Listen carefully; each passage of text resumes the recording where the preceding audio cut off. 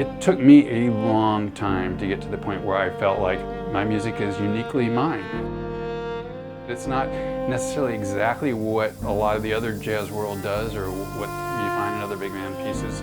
It's fine because it's me. Chuck's music has evolved to where it doesn't sound like anybody else. It just has a different texture.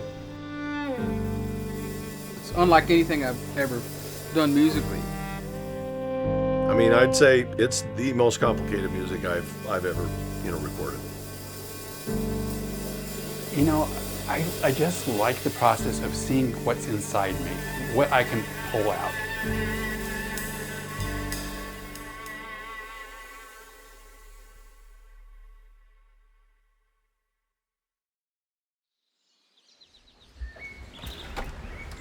Yeah. Thanks.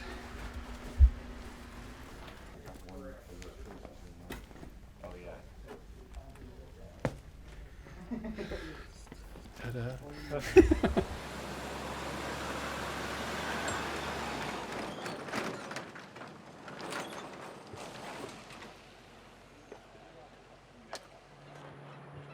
So there's a couple ways we could do this. We could actually set up the rhythm section back there and do a stacked thing facing this wall, just like it might be easier just for you to keep that. It's a great sound. So I think Put it in. Oh, this is the best day of my life. good to see you. All right. Getting together that first day and seeing everybody for the first time, many of them in probably a year and a half, maybe even more, was absolutely utter joy. It really got everything off to a great start when someone comes in. The first thing they can give you is an unadulterated, COVID-free hug.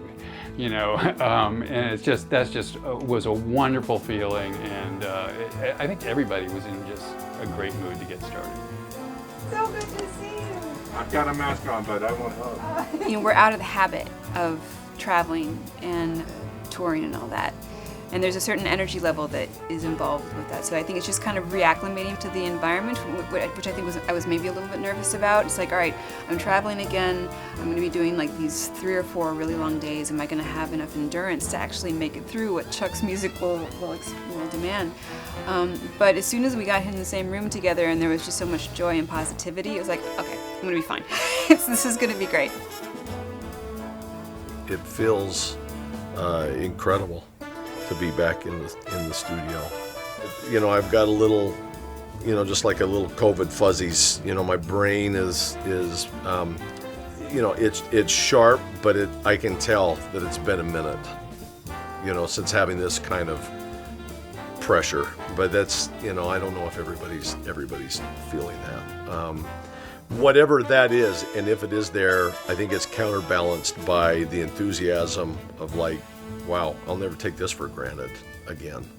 It feels great to be doing what we do. It's been a weird year, that's for sure. Hang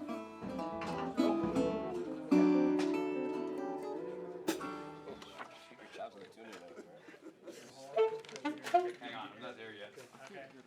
So while everybody's finishing setting up, first off, I just want to say how delighted I truly am to see all of you and have this group together again. This is just absolutely wonderful. It's going to be a rough. Having said that, it's going to be a rough few days. I think we got a lot of music and not nearly enough time to do it as usual. So you guys are used to that. Today.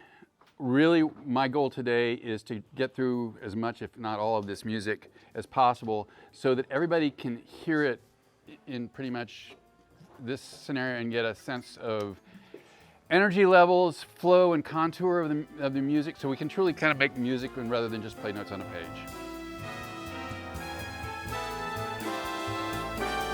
It's a varying group of ages, belief systems, hobbies, but the music, is so important to us. And the music is the glue that holds it together. But you have to have a guy at the center of that, and it's Chuck. And so I mean, we're all just thrilled when he says he's come up with new music. I mean, because you know it's going to be killing. I mean, it's like Chuck Owen's, I mean, he's genius, you know, the stuff he does. Okay, right at the top. 1, 2, 3.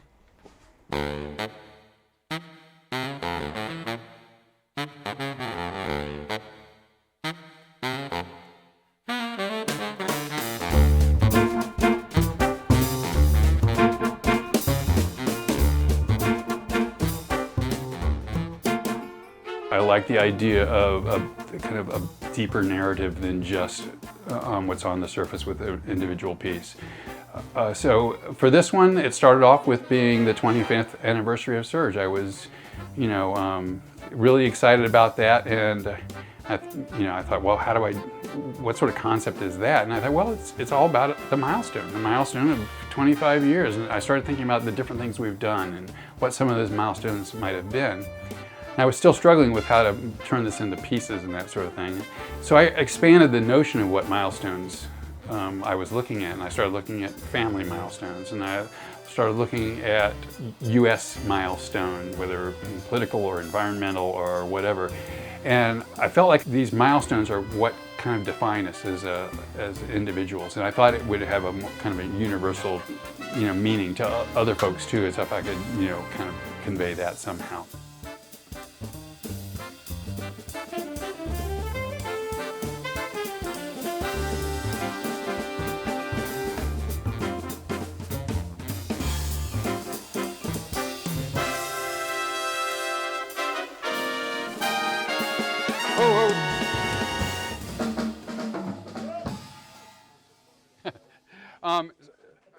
When we get to the bridge of this thing, I mean, I'd like it to float a little bit more than it is. So if we can kind of work that, let's go back to the beginning and run it. I was going to hear we could hear more Danny at all.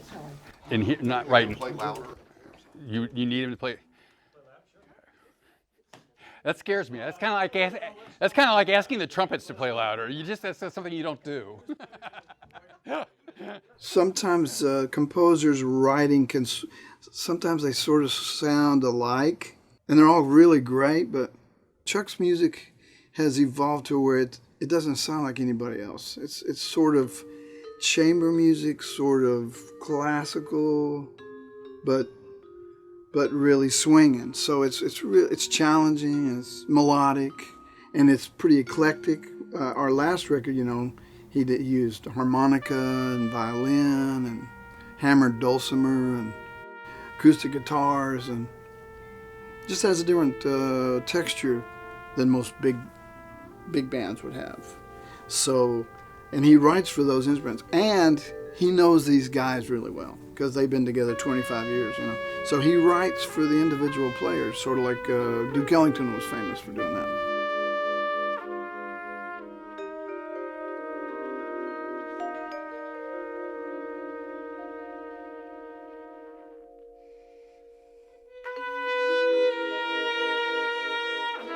As a guitarist, it's fun and challenging to play his music because Chuck doesn't play the guitar, but he does play piano. And there's certain things that he writes for guitar that I think, man, like a guitar player would never write that. It's just not idiomatic to the instrument.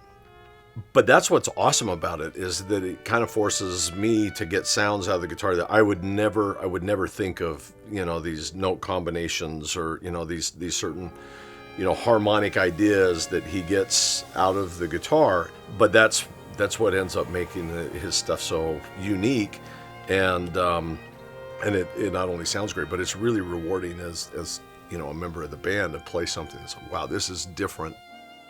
And darker. Can you make it any lower or darker than that? Yeah, something like that. Yeah, as much as you can. Drama? Yep, absolutely.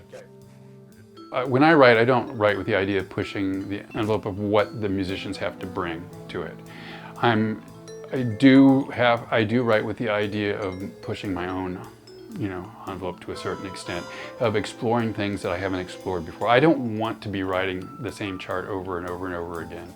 So from that standpoint, I sometimes am creating situations that may not be the traditional situations that the musicians are used to being in. They all have big ears, and the one thing I found is as soon as they can hear what I'm trying to do, they get it and they go after it, and and it's wonderful.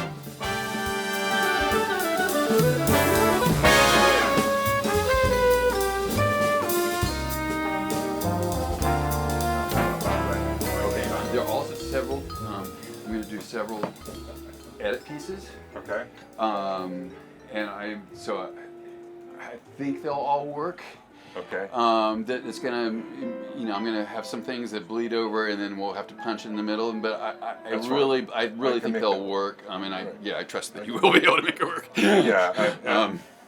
It'll help us out. So we're gonna actually end up then using 2 different clicks because of we're gonna and it's basically a double time situation, but I might actually tweak the second click a little bit more than double time if it doesn't feel.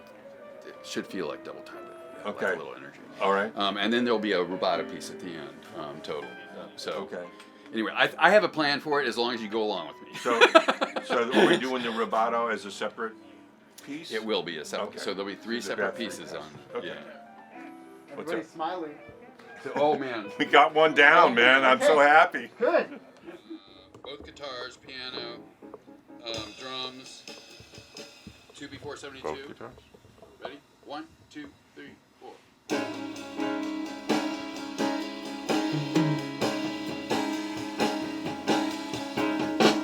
Yeah. So Danny, are you kind of more comfortable with what to play there? Yeah, I mean, I like that if you like it. Yeah, I do. Yeah. Okay. It sounds like we were kind of arriving at a spot I mean, there. it's sort of like.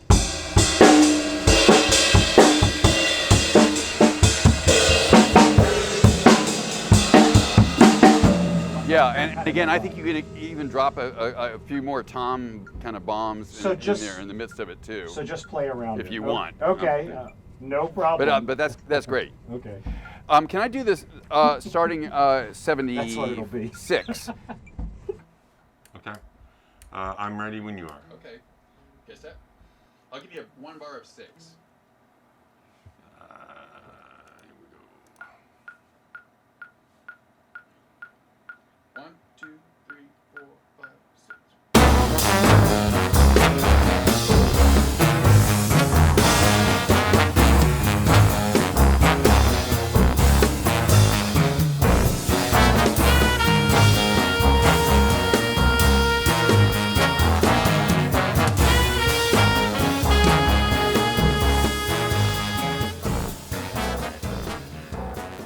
We're really shaping it as it goes.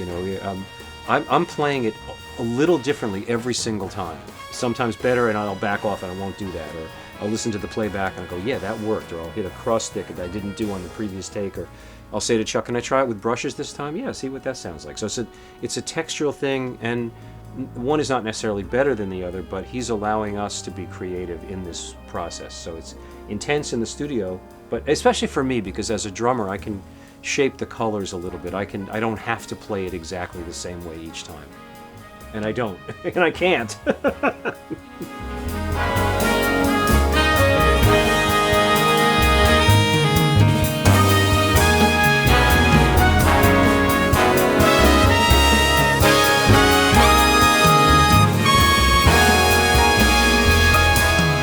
It really opens the door for you to do stuff if you hear stuff. If you really don't hear anything, don't force it. Okay. If there's something I really want, I will let you know. Do it. Yeah. All right, so let me play this a little bit and make sure Yeah. you're going to probably have to adjust headphones. Yeah. You got to last night anyway. Right. Chuck's mixed now, so. Uh-oh. The awesome thing about Chuck is that he's also very open to the ideas that we have, and he trusts us with that. It's not just him as a dictator saying, okay, this is what I want, record it, and that's it. Like, he has an idea of what it is, but he has brought us individually on this project for a certain reason, and that he trusts our musical judgment, he trusts our ideas, and if we have a sense of how something might work that might be easier either for the section or for us individually, he's open to hearing it. And that sort of flexibility and trust that we all have is really ideal in a collaborative setting like this, because it puts everybody at ease. They can just they can talk amongst themselves, making sure that they're working together as a section, and they can talk across the room, making sure that the sections are working together. That's the ideal sort of working condition when you're making an album like this. It's really what you have to be a composer, where your music is always moving forward, is in control, but listening to those around you. And he's like the perfect example of that.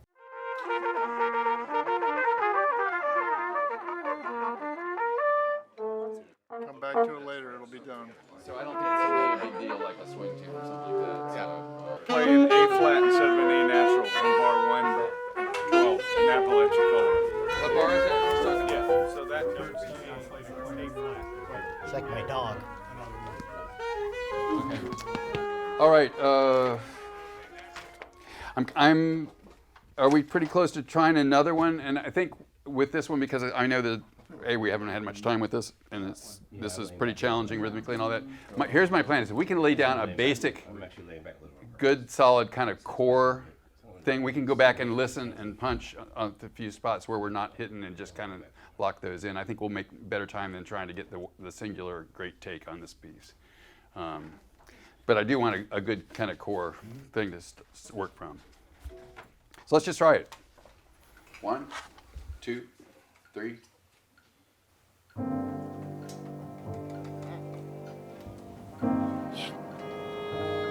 They're gone.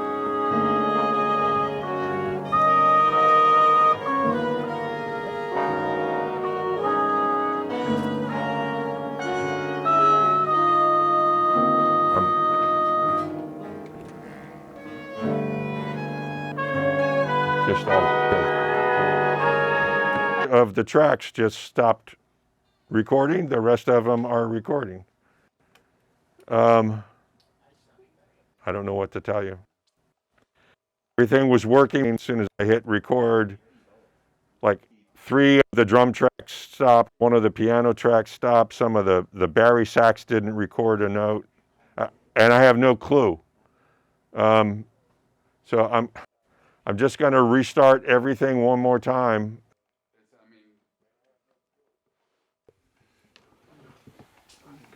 Let's say 5.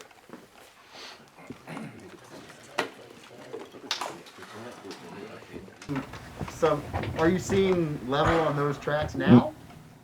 No, they're all dead. Wow. Okay. When the click dropped out, I had come over and I'd touched the console. I've been having static electricity issues in here. Sometimes when I get up and I walk over here to touch a knob, I get a shock. And that could have set something off.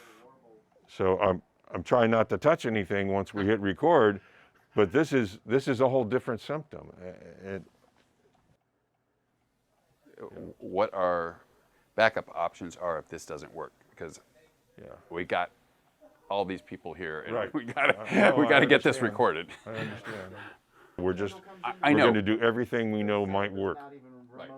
Okay. And right now, if I try to think about what kind of backup plan do we have, I don't know that we have an option other than making this work somehow. I see. Okay. I have no idea why. It's amazing. It's amazing how relaxed he stays. And then the equipment goes down. Oh my gosh, the computer's messed up in the booth, and he just totally relaxed. And hey, have some coffee. It'll be fine. I've seen guys not do that. I've seen guys completely lose it in those kind of situations because you got so many people. There's so many things on his mind: the people and the money and the music and the charts and I know we have to get this done, and I don't know right now what a good option. Can you bring in A viable option. the remote recording setup? Well, yeah, that's my laptop and a native rig. which can run all this stuff, but we'd have to reconfigure a lot of it would take us a day or two probably. A day? It would probably take a whole day to set up a new Pro Tools system. There's just so much involved here. We're recording 36 different mics, and nobody's mobile rig is set up for that. I mean, we'd have to reconfigure all the inputs and outputs. And again, I'm just looking for solutions. I understand, and feel free. If anybody comes up with an idea, I'll entertain it. It's just doing random acts of meanness. Okay, well, I'm going to let you. Okay. So let's reboot the computer. There's always something involved in the process that kind of interrupts the flow that you had imagined that you might have. This was a little bit more serious one. This one, because had they not been able to remedy it, it really would have jeopardized absolutely the whole project. And with all of these people down here, and that's in what's been invested, I'm not sure where we would have gone with that. So this one had me and other people very, very worried. But Tom Morris is always great in working through these things and problem solving, and he came through again. And so immediately following that, we're up and running, and we didn't have any glitches, and the band played great, and so. Option record. I'm gonna make it record for a little bit. Yeah, that's fine. Just for fun. Let's make some noise out Hit there drum mics or or something. something? Sure, or just there's people in the room. Have them start playing stuff.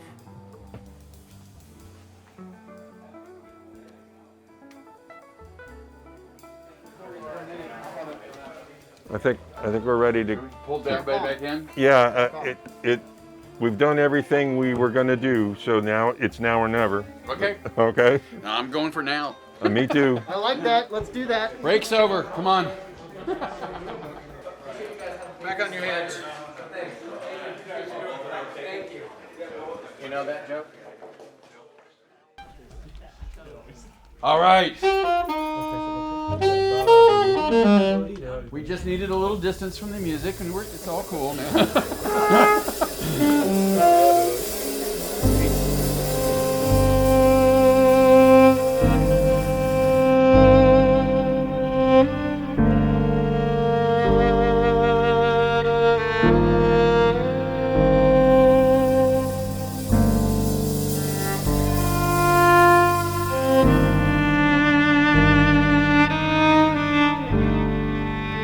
That's a good tune to have done.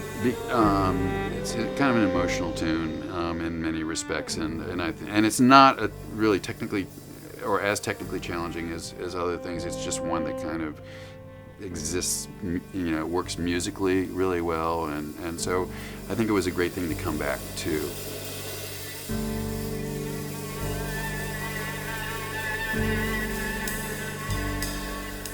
There's nothing more thrilling than to write music down on a piece of paper in the abstract and then put it in front of a bunch of folks and play it, and to kind of hear those sounds come back, and then particularly if you see they're excited about it.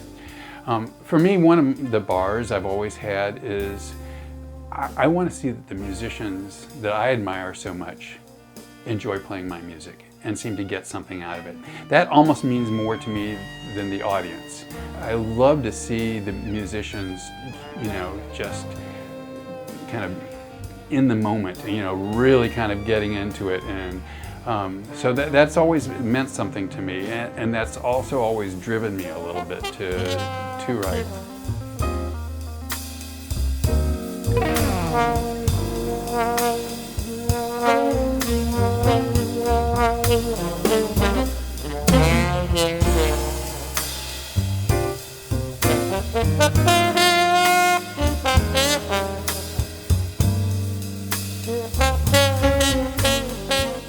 Chuck doesn't always say, I wrote this for you and I want you to solo on it. But I grew up in Louisiana, in the Mississippi, and one of my favorite genres is still the blues.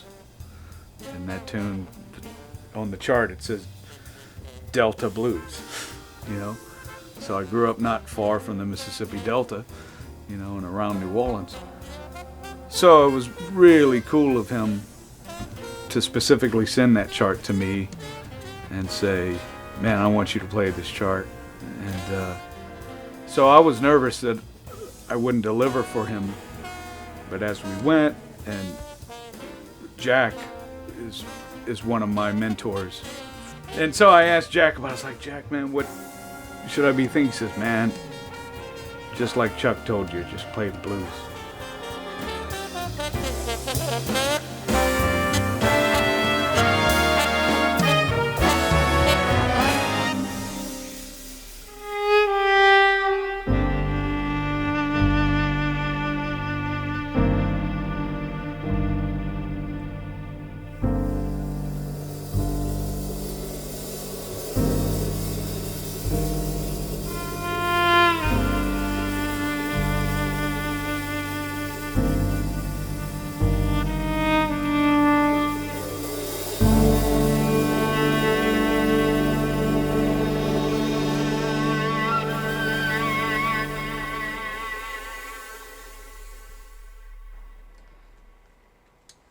Very nice, folks. Woo! Save! We're dancing in here. Not as much as I'm dancing out here. I mean, inside. Because you wouldn't want to see the outside dancing. Gerald, there's a... I'll dance for you. No dance, no No ballet, no ballet. Yeah, you wouldn't let me dance over in, where was it? It's Sweden not or something me, like not that? me, Leg. I think this, No, it was you. the Finnish government said outlawed you on the dance floor. Was that bad, huh? Hey, so any real issues? Good job, guys. I saved that one. Let's do another. Here we go. Okay. I'm ready when you are. And then we'll do that 127 as a Since you're laying out. That's like my worst. Just that end. Just that. Sparks Fly was fun because it's a challenging. There's some really challenging parts of that piece, and it's a little bit unlike what I've done in the past for them. So, and again, they had just seen the music a day before. Come on, we can't dodge this any longer. The saxes are talking. They're pretending to ignore me.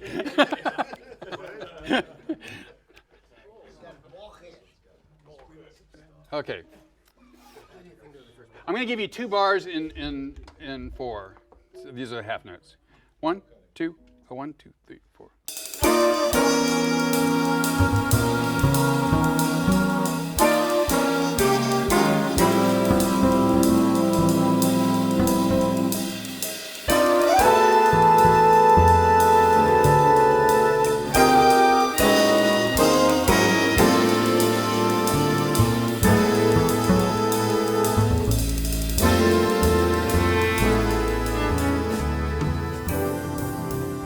When they kind of recognized, when kind of light bulb went off, or they recognized they could get this was going to end up sounding, cool, and they recognized how their part fit in with everything, I could actually see the people kind of light up when they saw how this was going to work, and I think by even the end of that day, this was becoming one of their favorite pieces on the album.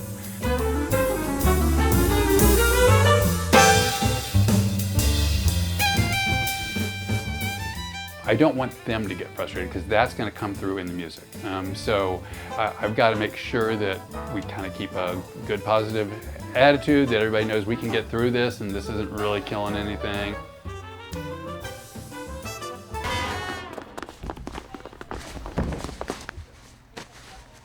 Yep. Hey guys, I think we need to shut it down. Yeah, sorry, the firefighters. Okay. The fire department's going to shut us down right now. So, guys, we're going to lose power here in a second. Being kicked out of the studio while we're recording Sparks Fly because someone has reported seeing sparks coming from the roof of the building, and the fire department had basically kicked us out. That was unbelievable, and who can't laugh at that even at the moment? I mean, that was, and then go out and see the fire trucks there and all that sort of thing. I mean, sparks were flying supposedly. He was shutting it down. They're shutting us down. Oh, yeah. I guess a roofer and electrician coming to check it out. So. Are you? No. We were planning. Sparks fly. So. We had to be doing that too. We shouldn't have done that to the sea. No. I guess the question is, what we don't know right now is how long they might be shut down for. I mean, it could be all night. See? No. Yeah. Years from now, we'll laugh about this. Not now. Okay. In that room right now, close to 20 people, right, who make their living improvising. They're all jazz musicians, and they all make their living improvising. They don't just know how to improvise with music. That's a skill set that translates into every aspect of our lives. And so we're all pretty comfortable being uncomfortable. Like, we know what that feels like. I mean, most of our job is being uncomfortable in front of anywhere from 20 to 15,000 people, right? I mean, you know, people get to watch us solve problems at our job. It's like, look, we will, you know, if the place did catch on fire, we probably would have figured out a way in 12 hours to find another location, and maybe we'd only be able to record 5 people at a time. You know, who knows? But I don't know. I just, the whole time I was like, it'll work out. Yeah, I remember that. Well, Jason, thanks for saving our lives. You're very welcome. I mean, But that's a way to frame it. I do try. hey man, cup half full. When he came into the control room and he's like, Hey, Tom, I think I know why the computer's I gotta talk. Doesn't have to be right now, but it's gotta be real soon. I love it. I've never had it do this before. It's like, oh, what's up, Paul?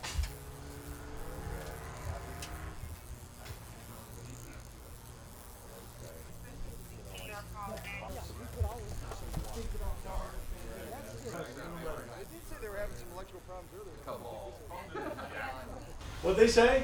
He said there's an electrician.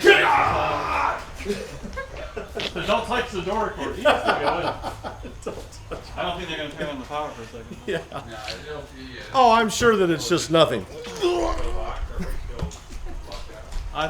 trying to get the power back on. Then it became part of the orchestra thing. Look at that. We still have to get all of this recorded in the time we allotted. There was not an option to come back another day with everybody having flown in. So that was the pressure point, and I think people were looking to me particularly to see how are we going to do this. And so as soon as I could, I tried to verbalize the plans. Okay, here's what I think what we're gonna do. And you probably heard me say that several times. Okay, here's, we're gonna revise this, so I think we're gonna do this next. You just kind of look for those workarounds when you have to. But I think everybody came in there with great attitudes. That's one of the reasons they're in the band, to be quite honest, is life's too short to work with people with really bad attitudes. And there's too many great musicians that have great attitudes out there to have to. So I work with people I enjoy working with. Okay, folks, let's. I want to talk through. We're going to start with Within Us, and I'm really hoping to make this a relatively quick one. It's insanely hard to have a big band at all in this day and age, and really expensive. And everybody knows that Chuck is sacrificing and spending so much time, and it's music that we all love, and we love him, and we want this to be great. So everybody is kind of willing to do things just to be part of it. Really, it's like a rarity when you get to play a piece of music on this level by someone like Chuck.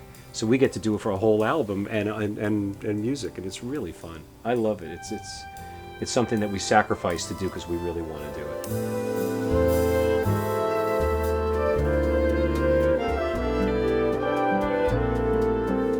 It's like everyone has such respect for Chuck that it's, it's easy to kind of, no matter how brain fried you might be, to try to stay in it and try to do the best you can. Yeah, I mentioned to somebody before that you're looking for the smile. You got like when we play that 3/4 section, like when we played that 3/4 section, and you get it. And when you have a composer like that who gives you the smile, that you're giving them what they heard, that's kind of makes it. That's one of the things that makes it worth it. So rare.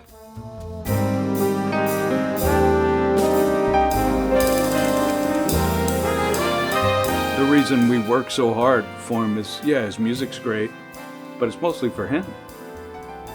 You know, and the personnel that he chose or chooses, because it does change a little bit for each recording session, you know, and Chuck is just a master.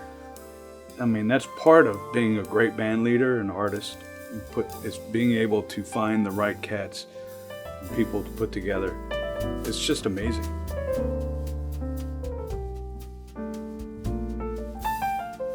I'm just so happy, you know? Like, I love these guys. I love everybody in this band, and I adore Chuck and the incredible music that he's making. And I'm really excited to see how this project comes together. You know, because he and Tom do such brilliant work together in taking all these things that we've recorded and putting them together into a beautiful project. And yeah, I'm just thrilled for Chuck. I'm thrilled for this band. It's a wonderful anniversary, and the fact that we're able to come together and do this after what's been such a crazy year. Yeah, it's a really beautiful moment.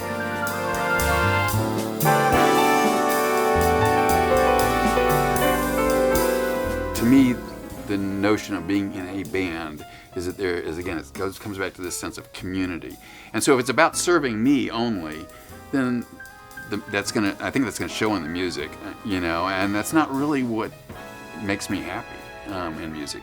What makes me happy is working with these people and seeing what they bring to my music that I never envisioned, you know, and that happens all the time.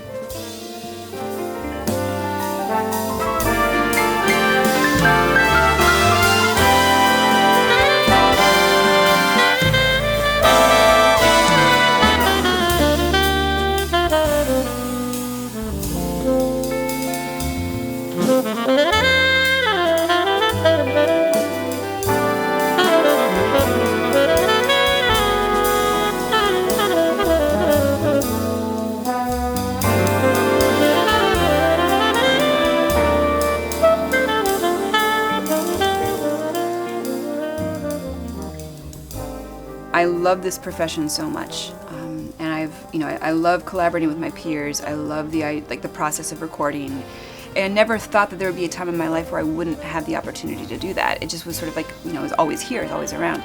So to not have the opportunity to collaborate and record and do this was just, it was a hunger that you couldn't feed. And so now that we're here able to do this, it's just like, oh my God, we're back. You know, it's just a high, and you can't recreate this opportunity of being with each other and doing this. You can't recreate that in any way. You can try, but Zoom ain't gonna cut it. You know, you have to be living and breathing the same air and feeling the same vibrations, and you just being able to soak in the energy that exists within these rooms.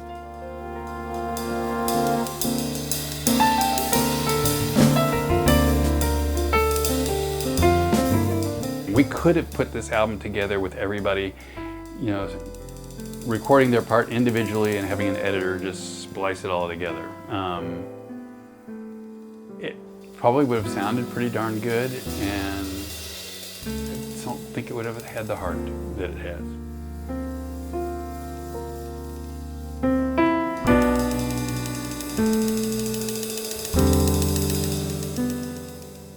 I think the world kind of deserves to hear this music. I mean, it is not lightweight music, man. I mean, it is the real deal, and at the highest of levels, and so I think the world should celebrate things like that.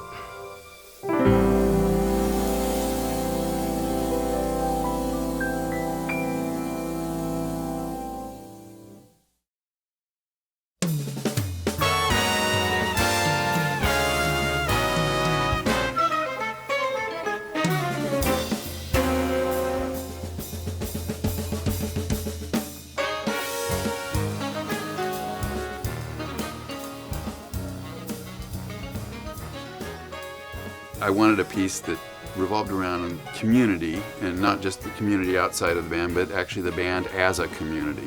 That was an important thing, and I started thinking about, I've always loved the warmth that you get of people around a campfire and all that sort of thing, and so that that led to the title, as well as this sense of, you know, coming together, the warmth you get from community. And I think probably you've noticed already, just in bringing the band together here, how we're kind of like a family. And so I wanted to pay tribute to that.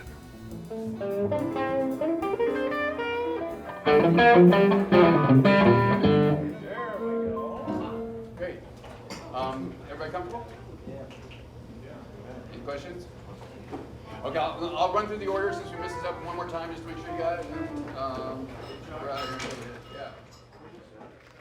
Thank you for joining us, and most of all, thank you for supporting live music. Ladies and gentlemen, please welcome Chuck Owen and the Jazz Surge.